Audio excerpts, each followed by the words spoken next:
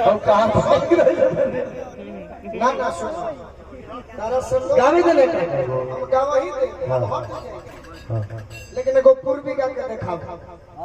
हाँ भाई, जो मुझे पूर्वी आता होगा मैं गाऊंगी। देखो ठीक है, हम बोलते हैं एगो निर्गुण।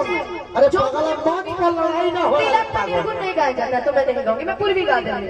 हमारी हमारी भाई भी बिल्कुल सब गा के सुनाऊंगी। अंजलि से कुछ कहता नहीं रहूंगा। सुपरस्टार बने को झप सुना दी। हाँ हम सुनाई भैया, हम सुनाई कहाँ पर भैया? अभी तो हम सीख रहे हैं ना, जब धीरे धीरे अंजलि भैया यहाँ पर सर्वश्रेष्ठ कलाकार सिर्फ एक आप है। सही बात आपके अलावा कोई सबसे ज्यादा जानकारी किसी के पास नहीं। अच्छा हम आपके बालक हैं, हम आपके बच्चे हैं, आप सिखाते हैं तो हम लोग सीखते हैं। ये कुछ कहेंगे सुपरस्टार बने ये कह दो सी बात। एगो झप सुना दी। हाँ। घर निकल झप हम सुनाई पहले चंदन सुनाई हम करवा दो भैया। देखो लेकिन झप देखो बबुआ पहले अनुपमा को जो आता है अनुपमा सुनाएगी। अब पब्लिक हमसे पूर्वी निर्गुण और भैरवी सुनने के लिए थोड़ी बुलाती है। अनुपमा हमको पूर्वी भैरवी निर्गुण सुनने के लिए नहीं बुलाती है। अनुपमा जो सुनने के लिए बुलाती है वो सुनिए। अच्छा बेटा हम तार सुने खाती है। बताइए क्या सुनिए? हल्ला करिए जो हम गाते हैं वो सुनिए। झगड़ा ना करो। आज समझ चाहिए ये आपकी हमारी आदत नहीं है। हम एक ही गाते हैं कि हम हाय दीवाना कर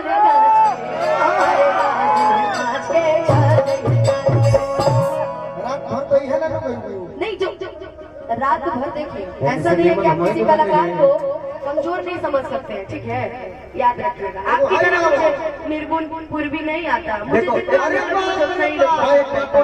मैं तुम्हारा बड़ा भाई हूँ। हाँ भाई यादव जी बोले हमारे बोलल के होके बर्दाश्त ना हो। सुन बतिया हमारी बात सुनो। इंडस्ट्री की दुनिया के सबसे बड़ा संगीतकार बा, ओकरा आज तक घमंड ना भइल कि हम हई गाइला। काहे हर कलाकार के अपन अपन अलग मिजाज बा। तो कुछ गाई तो ओकरा अपन अंदाज बा। बेटा अपन अपन गावा जा, एमे झगड़ा करे का जरूरत बाटे। सोनू निगम कबो ना कहले कि हम शंकर महादेवन लेखा गाले। सोनू निगम कबो ना कहले कि हम शंकर महादेवन लेखा गाले। भैया बोले अंजलि से कहीं है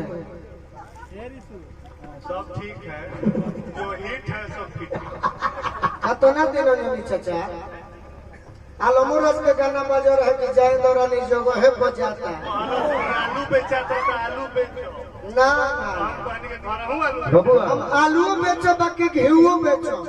एगो 10 आदमी के नहीं बाकी किने वाला हमारा सामने बाड़ मजिस्ट्रेट चेकिंग में धरा दीबो कहियो ना धरे। नहीं तो हाँ ये नहीं के जाना हाँ तो ओने को हमारा हेलो कह रहता भाई कि हमारी ये तेरिया पे के बा अरे आजा रे सबरी